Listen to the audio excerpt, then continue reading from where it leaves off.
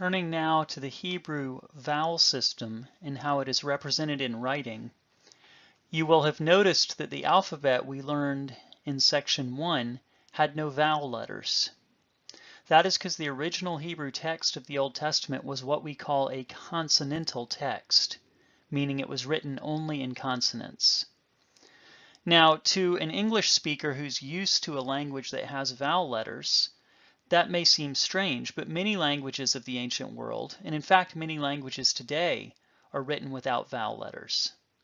And in your own native language, you usually have no trouble supplying the necessary vowel letters merely by looking at the consonants from a phrase. For instance, read this phrase. If you're a native English speaker, it's very easy to see this without any vowel letters and realize it says, "You know this because you send text messages on your phone." In practice, then, for those who are used to reading a language, the absence of vowel letters is often not a problem. For ourselves, however, who are not native speakers of Biblical Hebrew, this absence of vowel letters can become a challenge. In point of fact, it became a challenge later in the history of Hebrew, but still far long ago compared to us today. The reason is both that there are occasional ambiguities in a text written without vowel letters, and because Hebrew as a language became more and more a religious language, a ceremonial language, not the language of everyday life.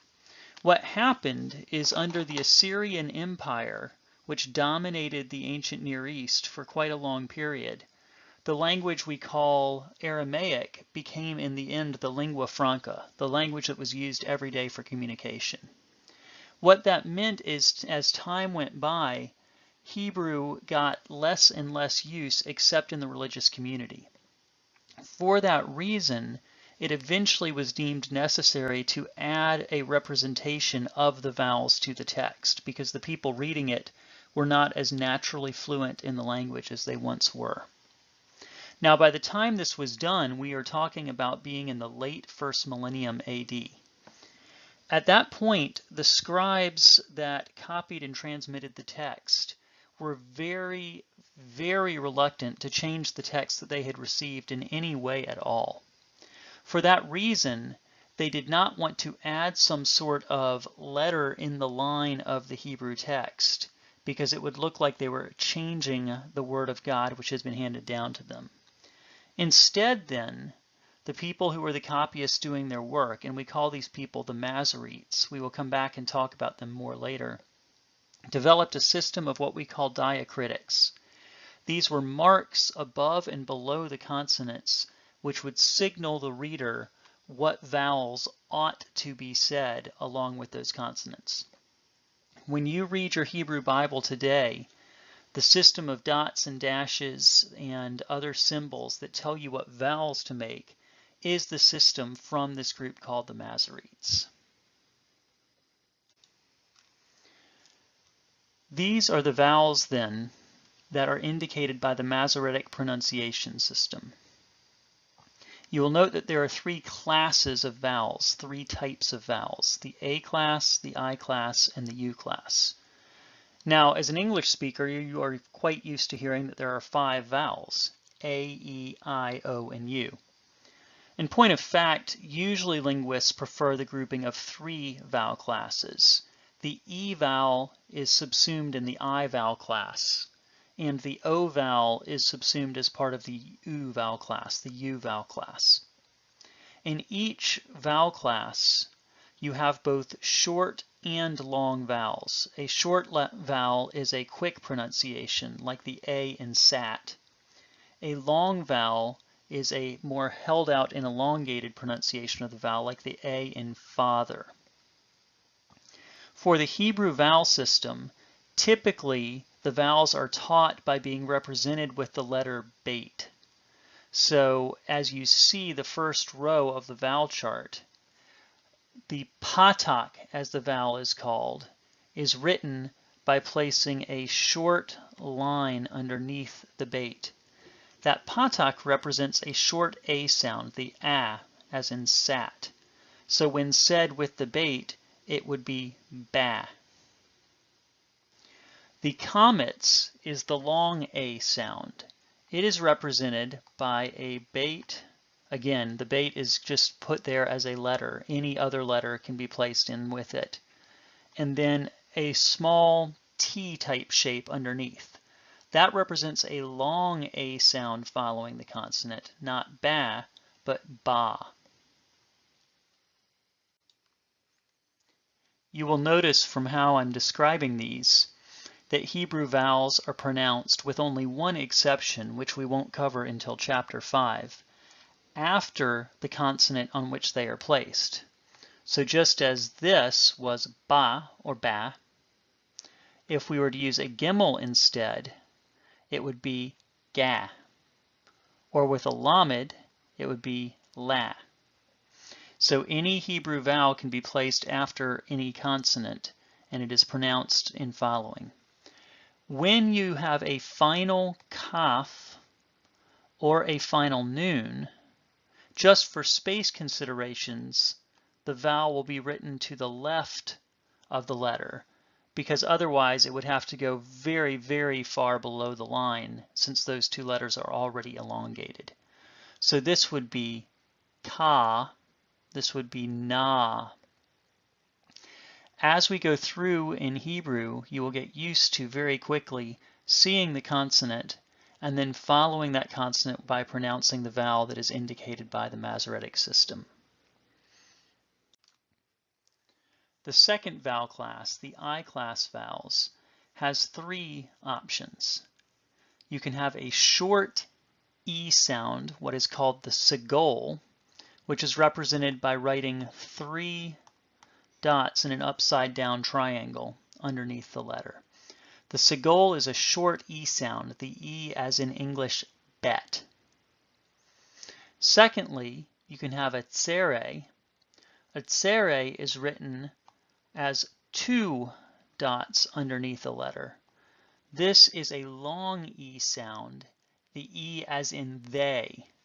Notice the transcription indicates the length of a longer vowel with the line above the vowel letter in English. Finally, the I-class vowels have a third vowel, what is called a hirek, which is written as a single dot underneath a letter. The hirek can represent either a short or a long vowel sound, either the short I as in hit, or the long I as in unique, and in transcription, the short or length of the vowel will be indicated.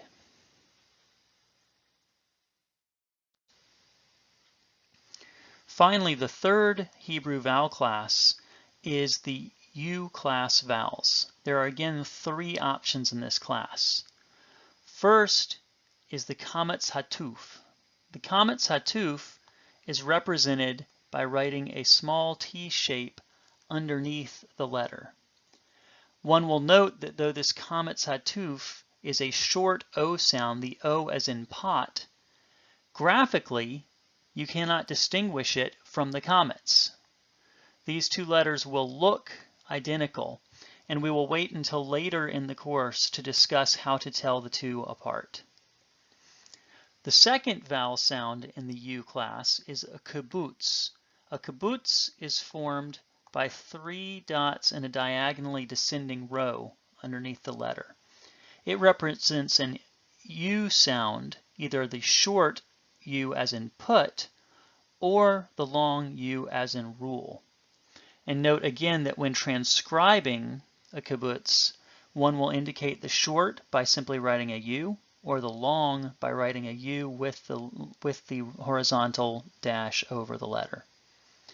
And then thirdly, you have the holum, where a bait or whatever other consonant is written, and above the bait is a dot. That dot above the bait is the signal for a long O vowel, the O as in pole. You will remember from section 1 that seen and sheen were written with a dot above the line. In fact, that dot is in the same place as the holum is written. And when seen and sheen are written either with a holum themselves or next to a letter that has a holum, it is possible that there will be a merger of the two letters. This word, for instance, which is made up, would have to be pronounced somer. And in fact, this single dot would have to be standing for both the scenes dot and the dot that indicates the holum. At this point, combining the consonantal alphabet and the vowel system, you will be able to begin practicing seeing and saying various sounds. It is in fact incredibly important for you to be verbal in your learning of Hebrew. Most any language that is learned is in fact learned phonetically and with sounds. As you read English, you often hear the words in your head, you might say. And in fact, it is going to be almost impossible for you to learn this language if you try to simply learn it as a system of squiggles and know what those squiggles mean. Instead, what you must do is learn to translate the letters and the vowel points into sounds and then say all the Hebrew words. In saying them, you will be far more likely to remember them. That is both because you will trigger additional learning channels in yourself and because it relates much more to how language is naturally learned. So at this point, you should be able to start seeing combinations and pronouncing them. Lo, la, cha, te, se, mu, na, le, etc. You will want to begin practicing so that you can combine the sounds of the consonants you know with the sounds of the vowels you now know. This will be at first a somewhat trying and painful process because you'll be training yourself to see these symbols and instantly know what sounds you ought to make. Don't worry if this takes some time, but you must keep at it. You will not learn the language unless you learn how to speak and to speak clearly and well. This also means that your study of Hebrew needs to be a very verbal experience. You need to make these sounds and you need to make them out loud as much as possible, not simply in your head. Doing so will vastly speed your ability to remember vocabulary and to comprehend the language that you've embarked on learning.